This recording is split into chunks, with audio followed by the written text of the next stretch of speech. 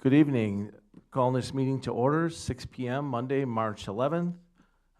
Doing roll call. Cherry.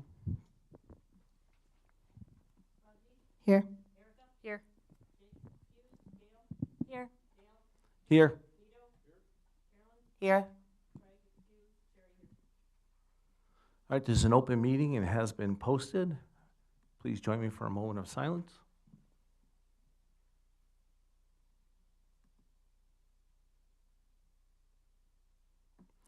Thank you. Please stand for the Pledge of Allegiance. I pledge allegiance to the flag of the United States of America and to the republic for which it stands, one nation, under God, indivisible, with liberty and justice for all.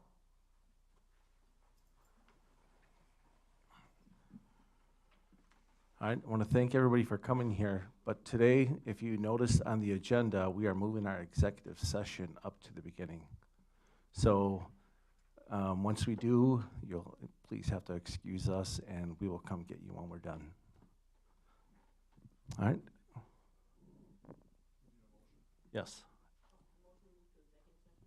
I will second. We have a motion and a second to go into executive session. Do a roll call, please. Yes. Yes. Yes. Yes. Yes.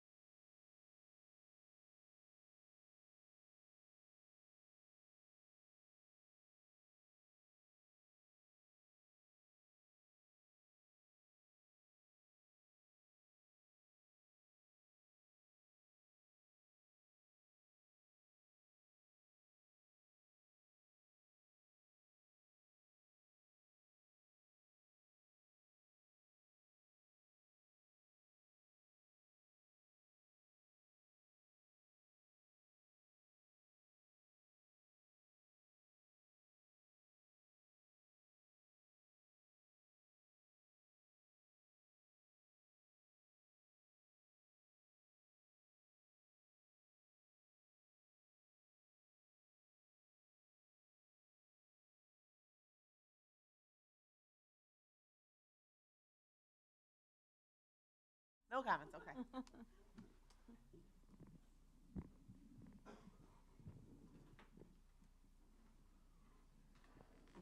Jack, are you up?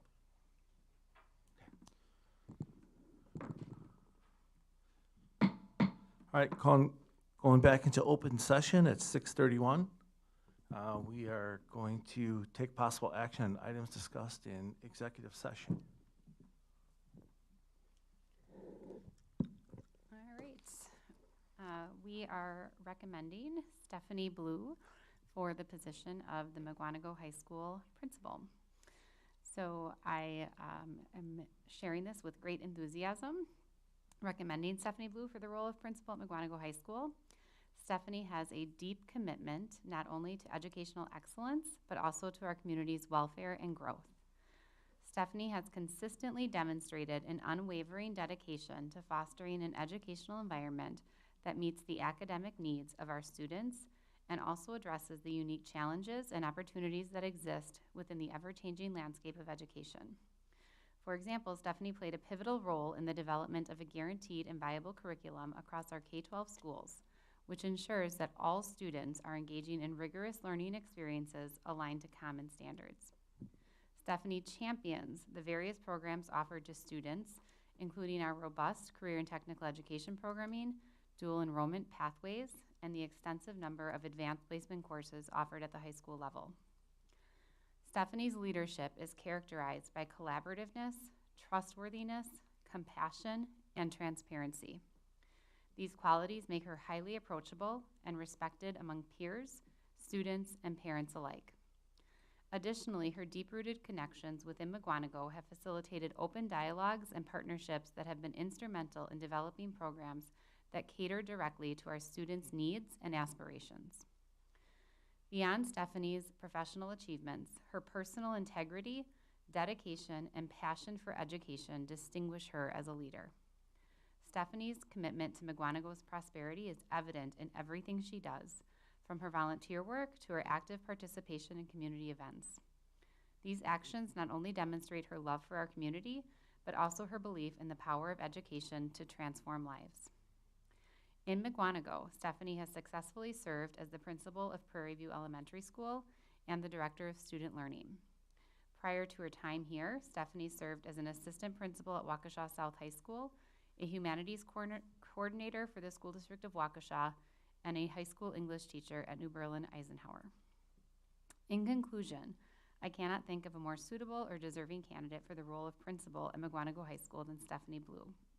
Her deep understanding of our community's needs, combined with her proven track record in educational leadership, make her the ideal person to lead our school into a bright future. I come with a recommendation for Stephanie Blue to be the principal of Mukwonago High School. I would like to make a motion that we offer the position of principal at the high school to Stephanie Blue. I will second. We have a motion and second. Any questions or comments? So excited. Hearing none, or other than Carolyn's, all in favor say aye. Aye. All opposed say no. With great honor, this motion carries. Thank you. Congratulations, Stephanie. Yeah. All right, we do not have any presentations. We don't have any citizens' comments, so we're going to move on to consent agenda. We're looking for approval of the school board meeting minutes for February 26, 2024. Any questions or comments? Erica? Sorry, there is a motion and a second, both credited to the same person on the minutes that will need to be updated for the student payment approval for the increase in their payments. Both say Hilligan Full. So, with that motion, with the amendment, I motion to approve, or I still consent, whatever you say. Any other comments or questions? All right, by consent, it carries. We don't have any recognitions. Moving on to policy. So our board policy gives us the authority to make technical corrections to policies. We have provided you with 3 pages of technical corrections based off of the latest Neola recommendations. These are in the memo in board docs. Happy to answer any questions. We just met with Richard about a week and a half ago to go through what this next update is, and we'll be bringing that to you in April. Is there any reason you didn't provide the actual changes in policy? The policy list? We just provided you the summary Right. Based off of what the correction was. Happy to circle back and bring you the policies that were. Everyone may not want them, but I'd like to see them. Okay, we will have that to you. We'll put that in the Friday update. Any other questions on policy? All right, thank you. Moving on to personnel topics.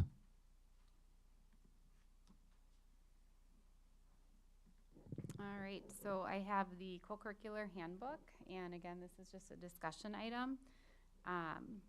Andy Trudell and I review this on an annual basis, and so we have made 3 suggestions for revisions: the elimination of powerlifting, life of an athlete, and the 3v3 due to the decreasing or low enrollment, an increased stipend for lacrosse, and the addition of an additional assistant. And then we added an assistant position as well to HOSA based on the program enrollment. And so happy to discuss anything here and then bringing that forward on March 18th for hopeful approval. Jerry? Per our earlier discussion, I am not seeing any of the information in regards to some additions that are not on this list and the differential in the pay. So I didn't know if you had any Yep. updates on that. I do. So in terms of the question, there was a question about did we have a hold on adding activities in 2004 that continues today? So there was in the student handbook a line that said new club requests since January of 2004, according to board policy, were to be at no cost to the school district. With that said, we have guidelines that are in that handbook for when a new club or an activity is desired and the process that an advisor needs to go through. There's conditions around the purpose, the membership, the finances and dues that would be required. There's a student recommendation of how many students are desired to be participating in that club. Right now, it should be at least 15 students. And so there is a way to entertain that. In talking with Andy Trudell, he explained that he's, again, things like lacrosse were not always in our co-curricular handbook. So there are ways to add those things. He works with advisors. So we do need to update that 2004, again, that's over 20 years ago. I don't know why that's still in there. He wasn't sure why it was still in there, so that's a revision that we'll make in the student handbook. It doesn't exist in this co-curricular handbook. So I think that was one of your first questions. Oh, were you gonna say something? I guess I'm not understanding what you're saying. So is this a policy or what is this? In the handbook, it The says student handbook, in the not student handbook, it says it's a board policy. It is not, in fact, a board policy, nor is it language that's positioned in our co-curricular handbook. So we need to, I don't know who's in charge of writing the student handbook. I would assume it's somewhere at the high school level. We need to revise, the student handbook to eliminate that, because there is a process for adding an extracurricular club or activity. And again, Andy has done so with several advisors. So that line just needs to be removed because it's not again, it doesn't exist in board policy, nor is it a practice that we adhere to. So you're saying this hasn't been used in the past for teachers who have come. They haven't said, oh, there's this policy that we can't do that. Teachers have come to Andy and requested a club or activity, but if it doesn't meet the parameters, they may have been told, no, I can't pay you a stipend. For example, if it's a club that only has 3 students or a club that, again, meets 1 time per semester, they may have been told no, but that doesn't mean that they were told it's a hard stop. And again, to Andy's knowledge, this is from 2004. So to go back to 2004, that was really hard to do, to say. Okay, well, Yeah. fine. All right, continue. Yep.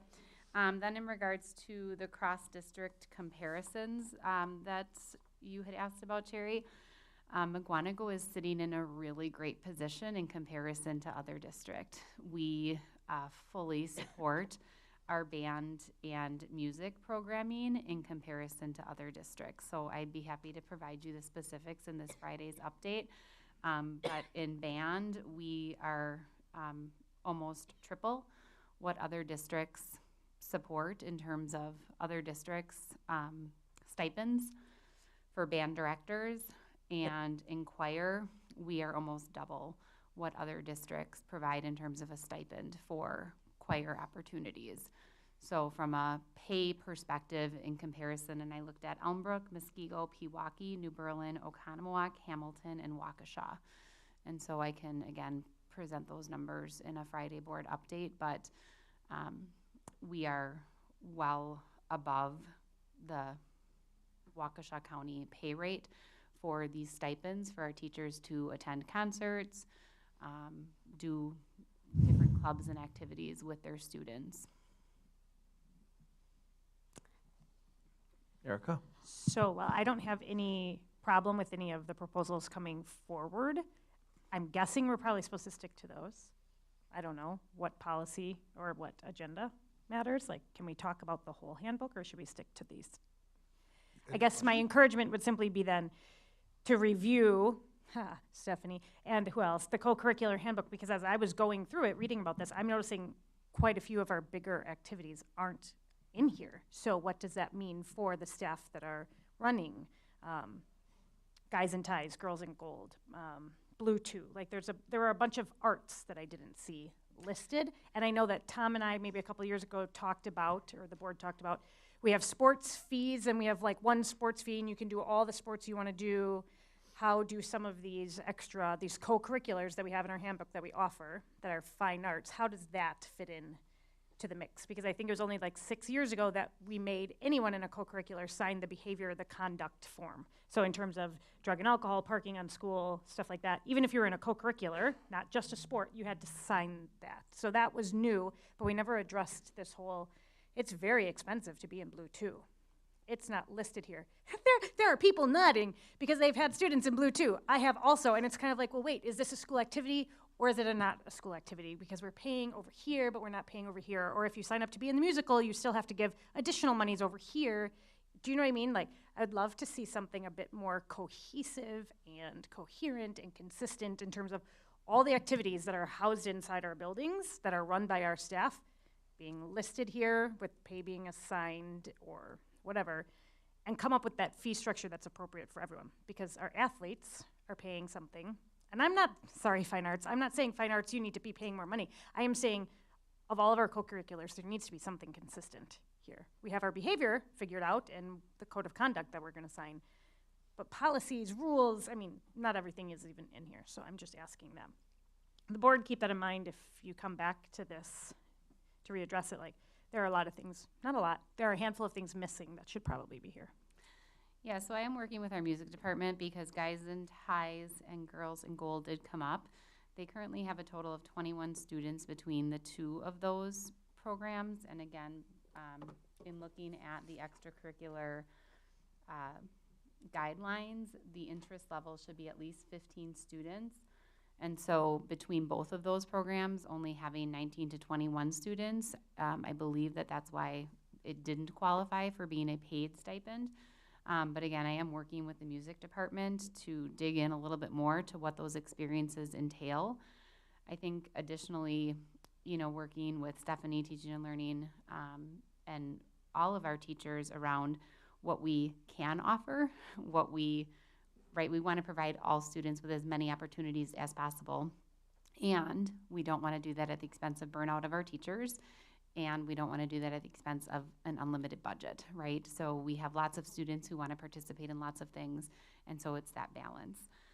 So again, I will include the guidelines in this Friday's packet, as well as those cross-district comparisons, just so that you can see how other districts do it as well. And I'm not, sorry, Erica, I'm not aware of every, you know, these are the ones that we have on the book, so that would be something that I could talk to Andy Trudell about, because he would know if there's other clubs or activities that exist that aren't in there. For the comparison of students enrolled, because I'm like, I don't think that was in here, but ecology club, how many students are in ecology club or German in comparison to some of these? Yep, and if a Musical club clubs. doesn't run, there's no stipend assigned to it. So like you see that like we are canceling out, so there might be something listed and it's not necessarily running. And then if it doesn't run for several years, that's when Andy makes the recommendation that we're going to redline it, because it's not something that runs consistently. And then he reallocates those funds to something else. Perfect, thank you. Mm-hmm. Any other questions or comments? All right, thank you. You're welcome. Moving on to student learning topics. Okay, so I have 4 agenda items tonight.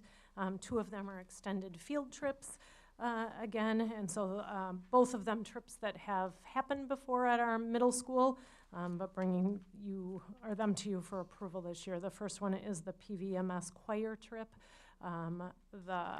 This would be for 58 students. It does not involve school days. It is on the weekend of April 20th and 21st. The students go and perform at the music festival showcase at Wanakee High School, and then go on and have a little bit of fun at Chula Vista in the Dells. So again, she has 58 students this year. List of chaperones, 11 are listed there, and questions on that one? Don't see any. Okay. Okay, second trip then is for our PVMS student government. That does involve a school day. It would involve April 7th and 8th going up to Madison. So 1 school day missed. And this trip is about the students attending the leadership board. So there's 12 students. Great opportunity for our students to get exposed to some leadership, be around some other district student leaders, and experience that. So questions on that one? No. Okay. So I'll be looking for approval for both of those trips at our board meeting then in March. The next thing is just to give an update on our 4K registration. So we have currently 222 students registered for 4K. That's up about 30 from last year, which is good. Definitely a trend we want to see. At this point, we have less families that were able to get their first and second choice than years before. We do see that as a trend happening, but there are also, on the other side, only 7 families, district enrolled family, or district families. I want to emphasize that. We are not talking open enrollment numbers right now, but there are 7 district families that would not, once we're done doing placement, gets their first, second, or third choice, and Super Reservoir was reaching out to them to see what the next option would be, and if they would be willing to go to another site, because we still do have spaces open. Okay. So just wanted to provide an update on that. Questions on that? No, we're good.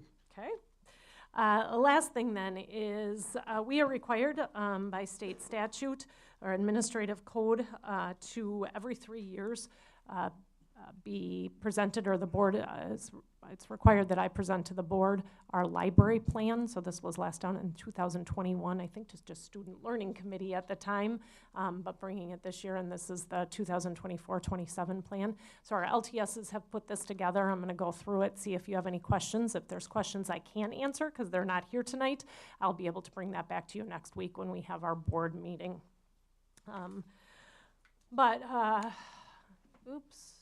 Do you guys have? I don't have a clicker. You want to tell me when to advance the You're going to be Vanna? Thank you. I can.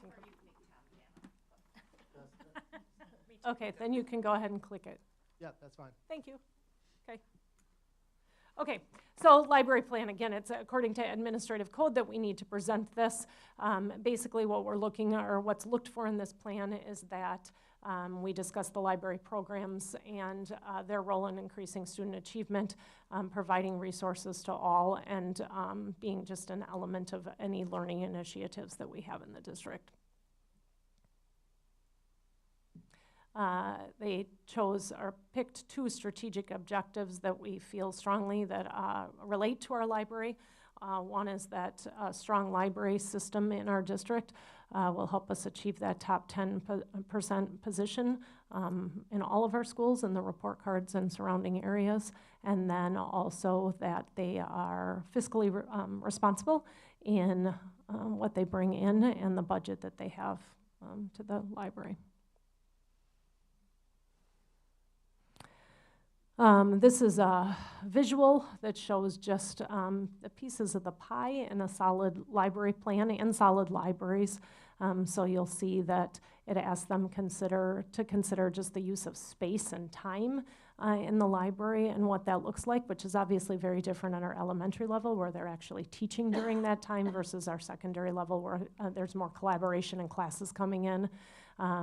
Things related to curriculum instruction, budget, data and privacy, that they're not bringing in technology or apps that would go against our data and privacy rules. Lots of collaboration with teachers, so you can kind of see those pieces of the puzzle.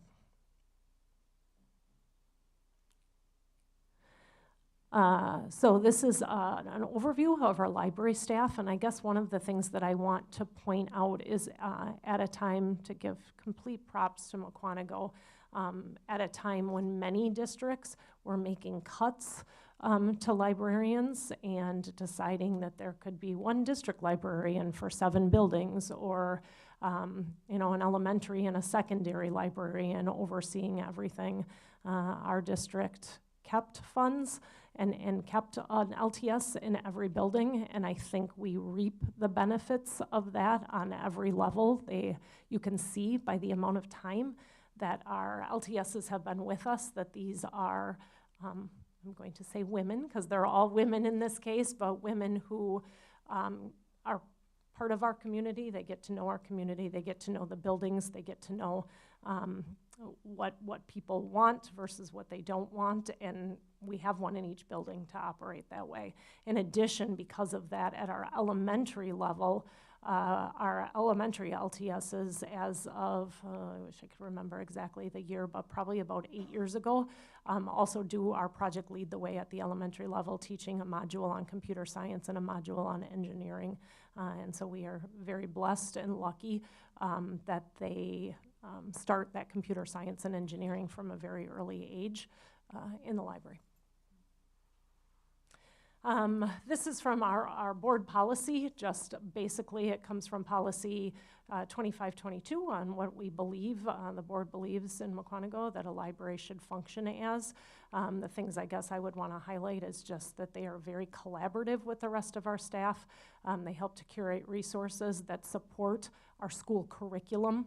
For instance, and you'll hear me say this a couple times, we have units, and we have a weather unit, for instance, in ELA in 3rd grade. And so part of what they did multiple years ago is bring in tons of weather books to support that piece of the curriculum. So they're collaborating and working with me, with Michelle, with the teachers to make sure that that our curriculum is supported, and they have things in there to support that. In addition to promoting a lifelong love of learning and reading, so highlighting books for students.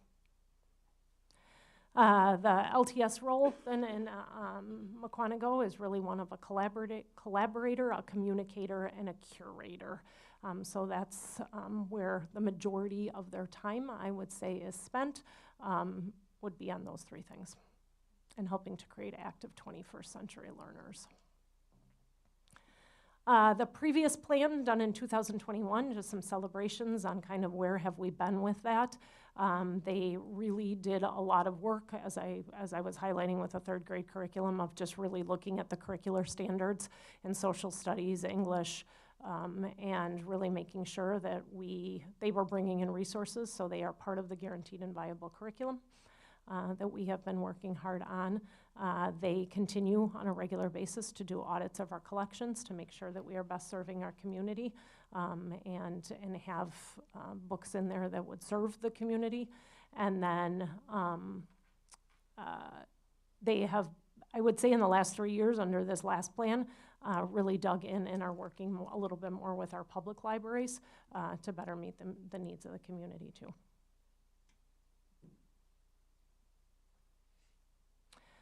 So included in this just is all of our board policies that have some link to our libraries. More than anything, I highlight this to show that in our policies, the library is well spoken for. Anything from how we handle fines that happen in the library if a book is lost, instructional use of media, controversial issues in the classroom, and then the last one, if we have a book in our library that someone doesn't believe that should be in that library, we do have a very thorough challenges and complaints process that can be followed, and to take a look at it that way.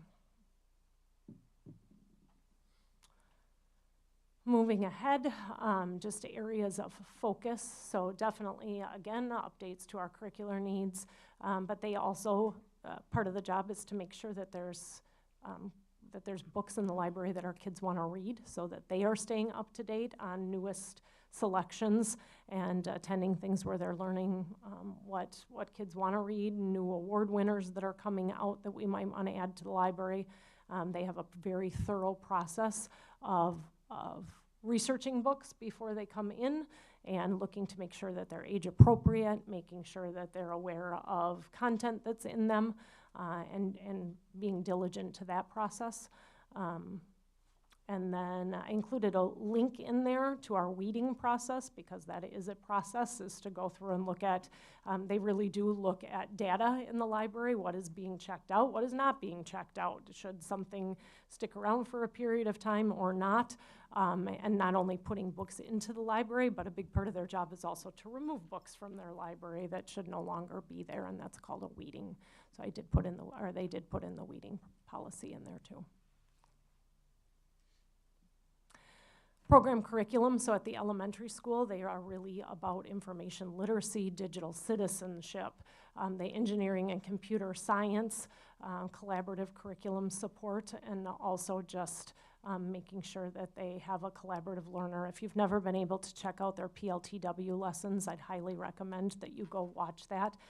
It definitely is something in our elementaries very different, I would say, than what LTSs do in others.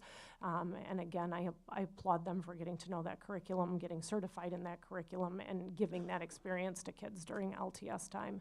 At our secondary level, then also information literacy, digital citizenship, but at the secondary level also dipping into design thinking and critical thinking, and really working with staff members to bring kids into the library and make sure that they are supporting critical thinking with students also. Use of space then, that's one of the aspects of the pie that we talk about. So you can see just in each category, I won't read them to you, but kind of how many students they're averaging per week in the library, or per day in some cases, and just the general feel of what's happening in those spaces throughout the course of a week. Major part of their responsibilities in the district are about collaboration, but also professional development. And so oftentimes you'll see the LTSs really digging in and co-teaching in curriculum areas, that staff will go to the LTSs and say, hey, I'm teaching this unit on this, can I bring the kids in? And can you present what we have in the library to help with that? In fact, interestingly enough, I was with some students in the high school today, and when they took me into the library, they were talking about just, they actually said, I wish more students realized the things we were doing in class and what the library has to support that. And so we had a great discussion on how could we do that? What does communication look like that students would know to come to the library and realize that there's books for their world history class that would really support that. So we had that conversation about what that would look like. Our LTSs are responsible as part of their evaluation to do what's called an SPO, a school program outcome. So they have goals just like our teachers would have, and our administrators would have in the building related to their space in the library, and that's about student learning. They meet monthly with me and Kelly.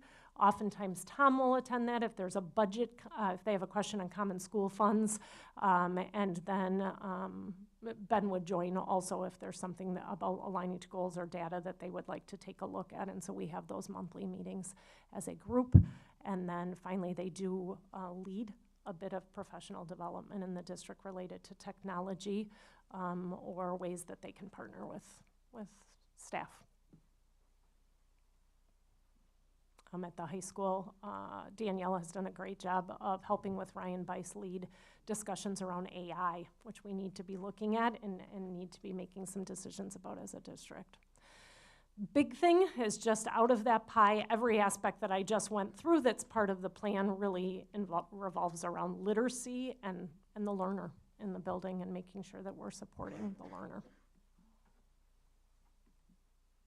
So as far as where they're going for this next plan then, in 3 years from now, they would like to make sure that they continue to have library collections that support the curricular needs of the district, working with the director of student learning and making sure also that they're working with Tom to make sure that they're doing this fiscally responsibly. And then number 2 is that they want to really concentrate on making sure that each year, if not once, multiple times, that they're really going over with staff what it is. So I didn't have an LTS with me as the students were talking, but there it talks about that, just continuing that communication so that staff know the way that they can partner with them. Any questions on that?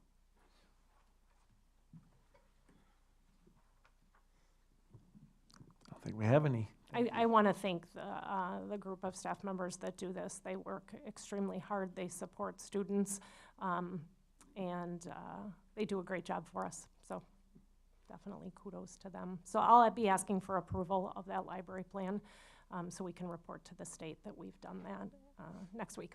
Okay, thank you. Thank you. Student service topics. Hi there. Hello. So, is this on? No.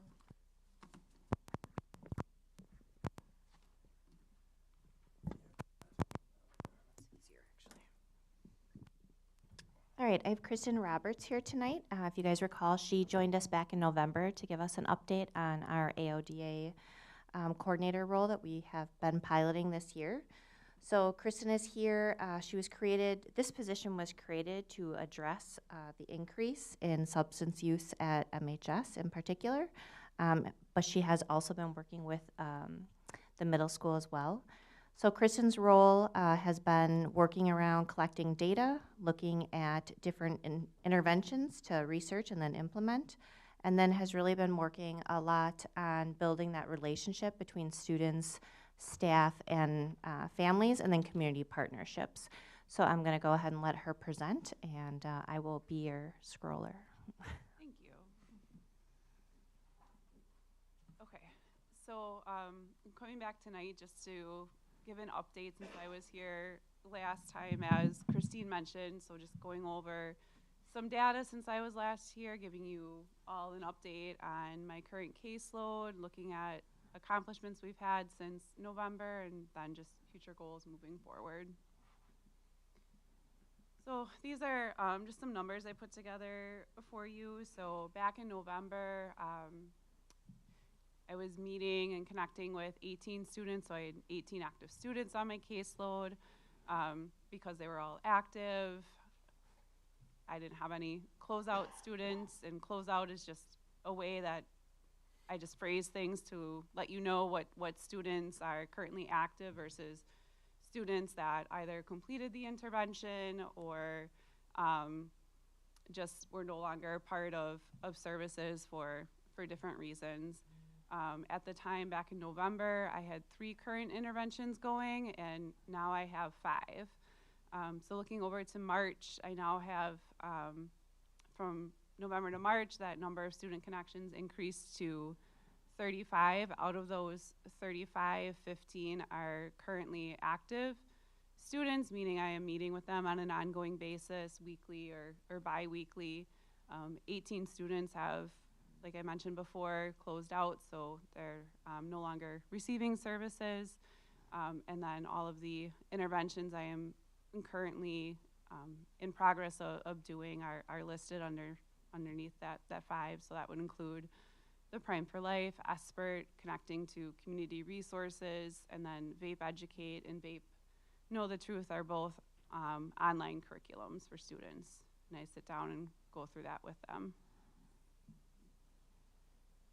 Okay, just to give you some more specifics on the students, so you can see the year in school, the intervention status, as I mentioned. So 2 being not started, that simply just means they are newer to my caseload, and I don't have the consent back to start the intervention yet. In progress, so those are the ongoing and then the closed out. Also wanted to look at, if you remember the dashboard I shared back in November, one of the data points was looking at policy violations prior to services and then wanting to track those violations afterwards. So as of right now, there's only 1 student who's been on my caseload that had a violation after services were stopped. So I think that's something to definitely celebrate. Overall accomplishments, we are in process of meeting with Elevate. We've met with them, I believe, twice now. So that is a community based organization. They partner with schools in order to deliver services to students. I know Dr. Cook was probably pretty familiar with them. I learned about them through the Waukesha School District. One of the programs they offer is Peers for Peers. So I know Rachel was talking about like student clubs. So that is something we are exploring possibly for next year, just knowing that high school students are going to take more information from their peers and just wanting to build mentorships for students. Espert, as I mentioned, is one of the interventions I'm currently doing, and we're looking at expanding Espert implementation at the high school. I'm continuing to send the monthly parent newsletters. We had our Tom Farley community event back in January, and I think that was pretty well attended despite the very cold weather that day. And then I did have an opportunity to meet with a teacher at PBMS, and I didn't know it until I met with her, but she's actually doing the Vape Know the Truth curriculum with students there. And so she said by the end of the 3rd quarter, she expects 227 students to have been through that course, which I think is really great because I really believe that prevention is the place to start. And then just some future plans. As I mentioned, moving forward with Espert and putting that team together, continuing to discuss Peers for Peers, see if we feel that would be something that would be beneficial for our students, expanding our prevention and awareness at PBMS, and then we also have another community event coming up on May 1st, showing Screenagers 420.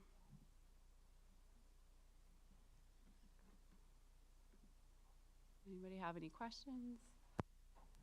Carolyn? Teacher at the middle school that you met with, is that through a specific class? Is it the health class?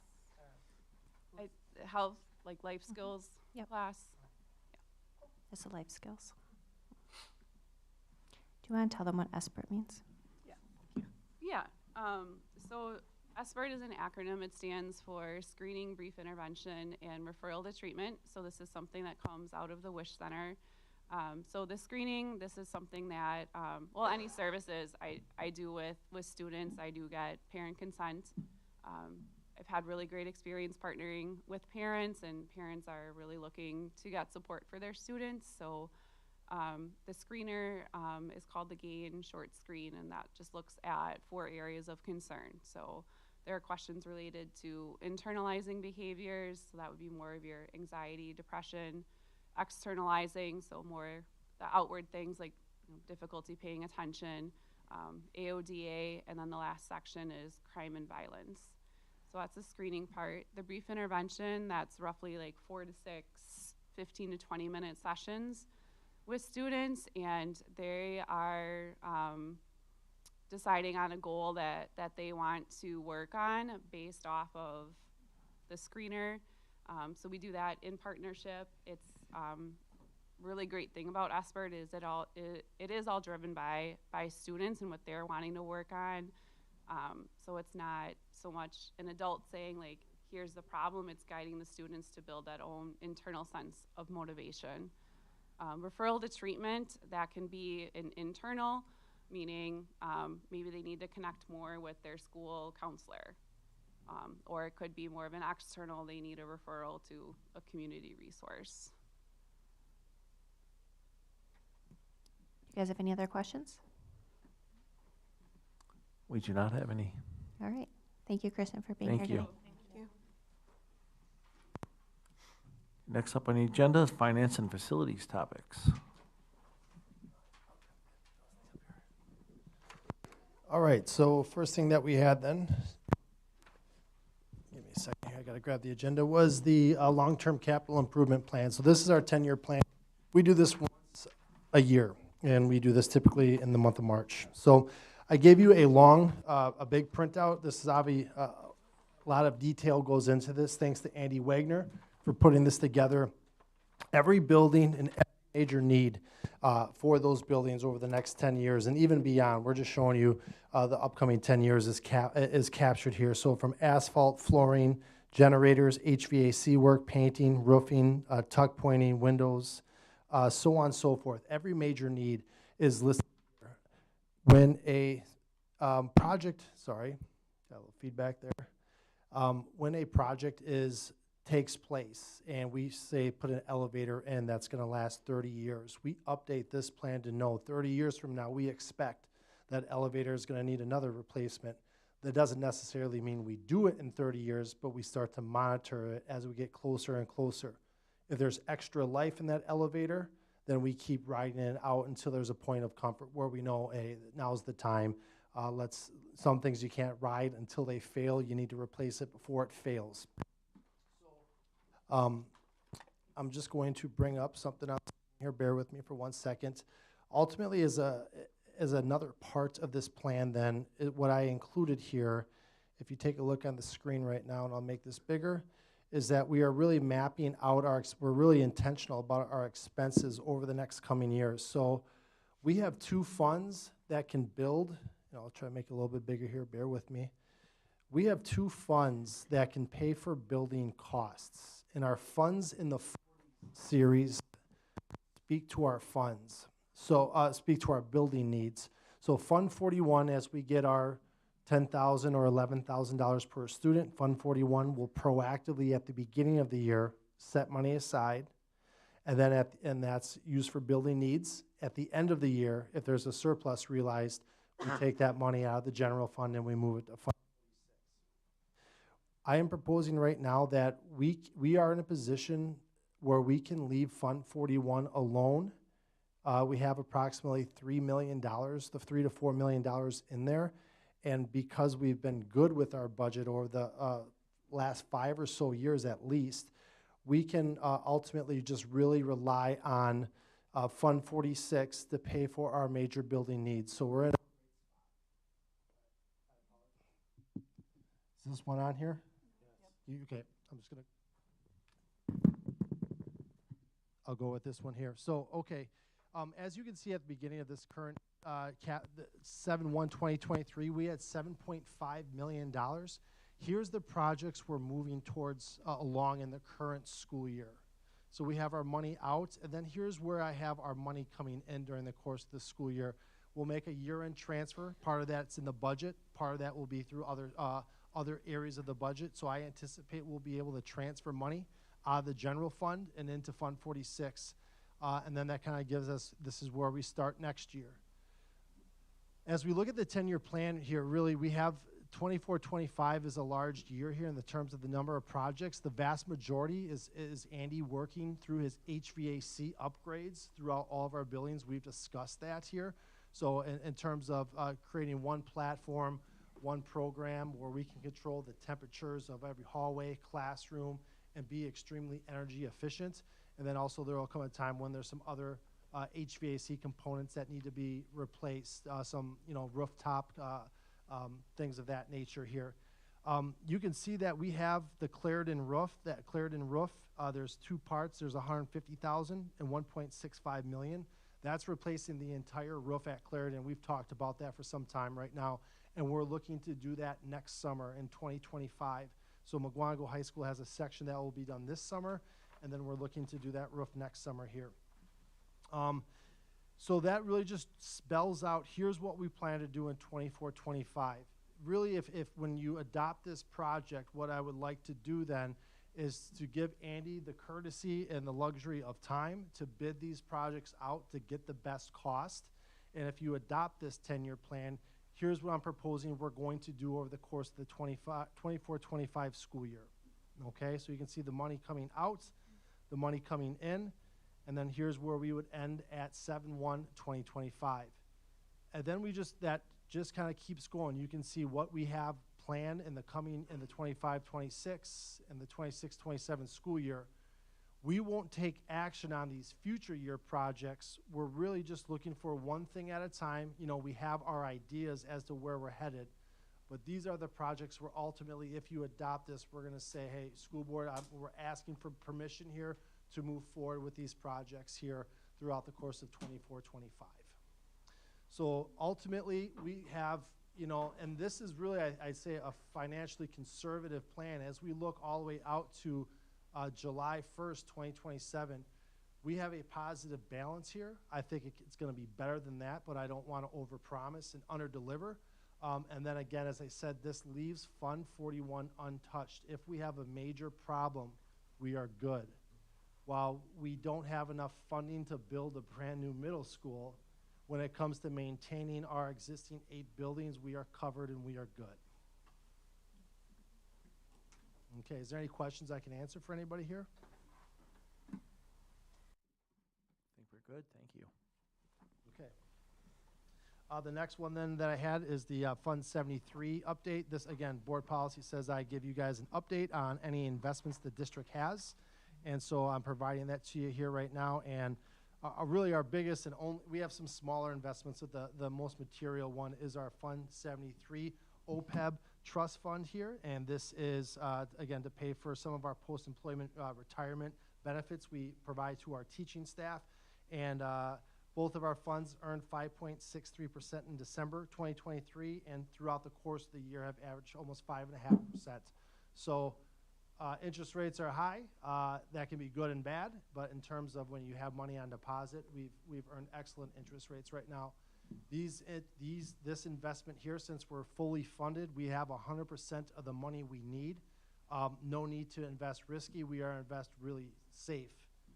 No need to go risky here. So I think we're doing the right thing and we're in a good place. That's all I have there. All right, so then for health insurance here, as I pull up this memo here, next week, a week from today, Sarah Hamas and Megan Zimmerman will be with us. Megan and Sarah, again, as you all know, who have been here for some time, I've met them before.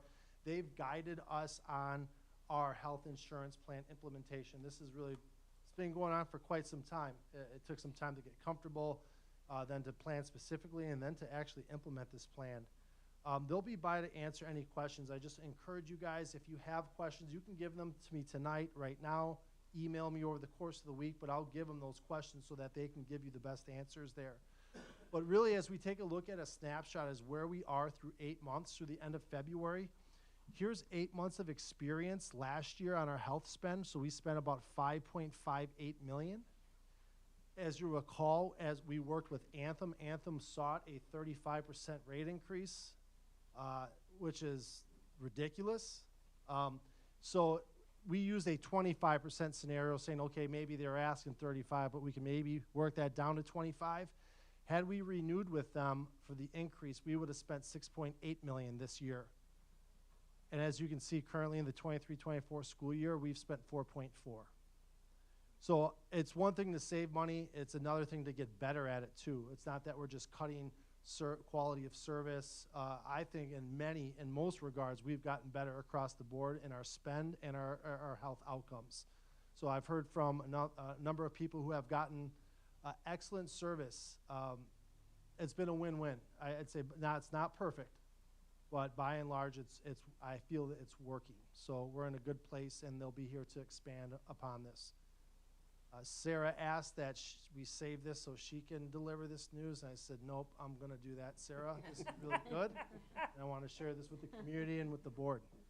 Nice job, Tom. All right, so that's my update there. If you have questions, please send them my way, and we'll have a short presentation from them next week, okay? And then finally, health risk assessment. So one aspect of our plan, as you know, is that we have an excellent employee health clinic. We pay the fixed costs on that clinic, and then the services that our staff can receive there are free to them, because we know that by paying for this out of pocket, it saves a ton of money if these same services went out into the community or went out to private health clinics and things of that nature here. So what we're proposing, and Rachel Herman and I have worked on this here, is we would like, with your permission, to implement a health risk assessment. The goal of a health risk assessment is to create a healthier workforce, and our secondary goal is to increase our visitations at the clinic. We feel that once somebody goes there, they say, wow, that was really good. But we only have, a little more than half of our people have been there, that we still have some ground to cover. So what we would like to do during open enrollment, which is the second half of May, open enrollment for employee benefits, that is, we'd like for our people to complete a health risk assessment, which is these bullet points right here: height, weight, blood pressure, cholesterol, A1C measurements. We like to take those basic measurements for our people, okay? Many times you'll find people who think they're healthy get one of these and they realize I'm not. And we can detect things early, and early detection is the best. So really, this is doing something for our people that we think ultimately is helpful, not a hindrance. A health risk assessment can really be done in 15 minutes. It's really not too long. Obviously, if there's some immediate health concerns, Becky Halverson, our nurse practitioner, can go above and beyond those 4 basic elements of the HRA, but that's where we'd like to start. And anybody who has unusual or numbers that say, hey, something's wrong here, Becky will work with those people one-on-one for whatever it is that their health situation needs. So commonly you'll find other districts and employers who have an HRA that they're mandating. So what we are proposing is that we would give our staff if they have an HRA completed going back to July 1st when we opened, we'll give them credit for that. We want each one of our just employees, we're not talking spouses or dependents, just our employees on our plan have until December 31st of this calendar year to complete the HRA. And if they do that, the cost of the health plan, they pay 12% of that through payroll deductions. We pay the other 88% of that. We will hold that.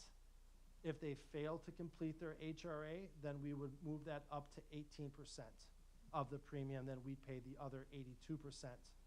So that equates to there's about a $600 annual savings that they could have if they're on the single plan, or $1,300 for the family plan. So really, the point isn't to penalize them, but it's their financial motivation to just take the 15 minutes sometime in the next 6-7 months to get it done, take care of yourself, and you're good. So I really believe that we can get 100% of our workforce to do this. And again, this isn't about charging them more. I don't want to do that. But if we can help one person, 10 people, 30 people get healthier, detect something they didn't know that they have inside of them, let's do it. So that's my recommendation here. With your permission, maybe we could take action on that next Monday and implement this for following our open enrollment for benefits, okay? Any questions for Tom? Thank you. All right, thanks, guys. Moving on to action items, hires, retirements, and resignations.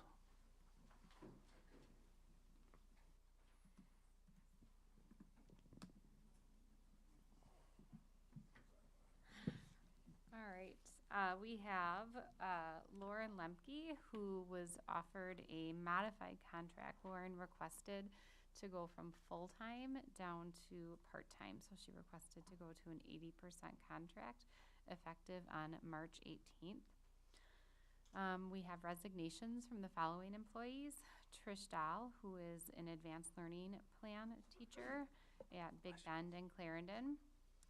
Colleen Hoyne, principal of Eagleville Elementary School. Amber Lee, who is a 4K teacher at Prairie View Elementary. And Bryn Rohde, an associate principal at Mukwonago High School. And we did not have any notice of retirement.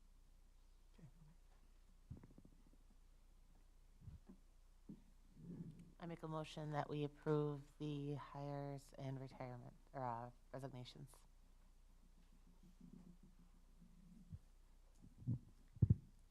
I reluctantly second. All right, we have a motion and a second. Any comments or questions? I just have a question about the reduce in FTE for the occupational therapist. How do we fill that gap? What are we gonna do to fill that 2%? Yep, so for the remainder of this year, we were able to hire a long-term sub who was actually filled in for Lauren when she was on a leave. So she's staying on for the remainder of this year. So we feel very confident. She's super qualified, and she's going to fill in for that. We would not have agreed to the reduction unless we could support all students. Okay. And then do we have a plan moving forward then to fill that as well? Yep. Okay. Any other questions or comments? All in favor, say aye. Aye. All opposed, say no. Motion carries. Thank you. All right, just so everybody knows, do we have some new information on the property? Yes. So we had an executive session and we needed some more. We're getting some last minute information, so after this, we are gonna go back into a closed session and then adjourn after that. So I'll entertain any motions to close. I'll make a motion that we go back into executive session. I'll second. We have a motion and second. Would you I've got do the roll sheet. call? If you don't mind, I can do the roll call. Crosby, Yes. Erica, Yes. Jake excused, Gail, Yes. Dale, Yes. Vito, Yes. Carolyn, Yes. Craig is excused, Cherry is excused.